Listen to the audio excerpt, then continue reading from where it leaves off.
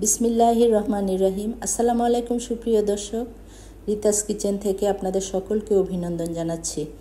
আজকে আপনাদের জন্য এই গরমে একটা স্বস্তিদায়ক রেসিপি নিয়ে হাজির হলাম। এটা আমার মা রান্না করতেন, আমাকে করে করে খাওয়াতেন। আমার একটা প্রিয় রেসিপি এটা, করলা শিমের বিচি দিয়ে চিংড়ি মাছ রান্না। তো দেখতে থাকুন এটা। তো এখানে আমি একটা বড় সাইজের করলা একটু ভারী করে, বেশি পাতলা না করে কেটে নিয়েছি। আলু একটা বড় সাইজের কিউব করে কেটে নিয়েছি। আর এখানে আমি শিমের বিচি 1 কাপ নিয়ে একটু ভেজে নিয়ে তারপর সাথে সাথে পানি দিয়ে ভিজিয়ে দিয়েছিলাম। তারপরে 1 ঘন্টা পর কচলানোর পর ছোলাটা উঠে গেছে। এটা আপনাদেরকে আরও কয়েকবার আমি দেখিয়েছি এরকম রেসিপি শিমের বিচির। তো এটা আপনারা যখন শিমের বিচি দিয়ে কিছু রান্না করবেন এইভাবে করবেন। তো এটা 1 ঘন্টা ভিজিয়ে রেখেছিলাম। এখানে 8-10টা চিংড়ি মাছ নিয়েছি। তারপরে চুলায় একটা কড়াই বসিয়ে দিয়ে এর মধ্যে গরম পানি দিয়ে দিব পরিমাণ মতো।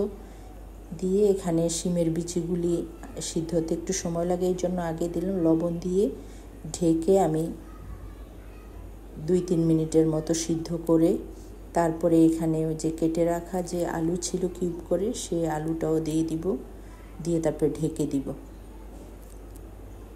তো এটা 2-3 মিনিট আমি আবার সিদ্ধ করে নিব। তো এখন ঢাকনা খুলে আমি এখানে পেঁয়াজ দিয়ে দিব, কাঁচা পেঁয়াজ কুচি 2 টেবিল চামচের মতো।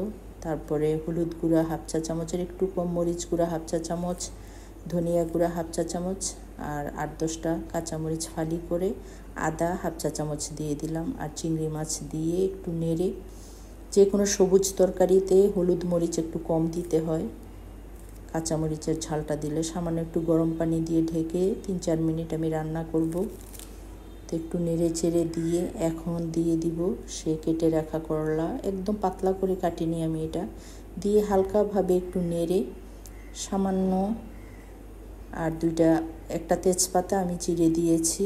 আমার মাকে দেখতাম তেজপাতাটা দেয় একটু সুঘ্রাণের জন্য। তো 2-3 মিনিট ঢেকে দেওয়ার পর আবার ঢাকনা খুলে সামান্য নেড়ে চেড়ে দিয়ে একটু পানি দিয়ে দিব, হালকা পরিমাণ পানি দিয়ে দিব, গরম পানি দিয়ে একবারে তরকারিটা আমি রান্না করব।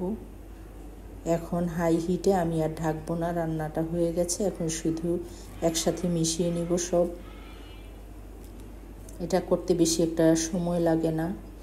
এখানে পেঁয়াজ দিলাম 2 টেবিল চামচ, একটা বাগার দিব তরকারিটাতে। আর রসুন ওখানে আমি তরকারিতে দেইনি, রসুন কুচি দিয়ে পরিমাণ মতো তেল দিয়ে একটা বাগার তৈরি করে বাদামি করে তরকারির মধ্যে দিয়ে দিব। শেষ পর্যায়ে এসে যখন এই বাগারটা আপনি দিবেন, অসাধারণ লাগে খেতে, আর তিতা হয় না। এটা আপনারা খেয়ে ট্রাই করে দেখবেন বাসা অবশ্যই।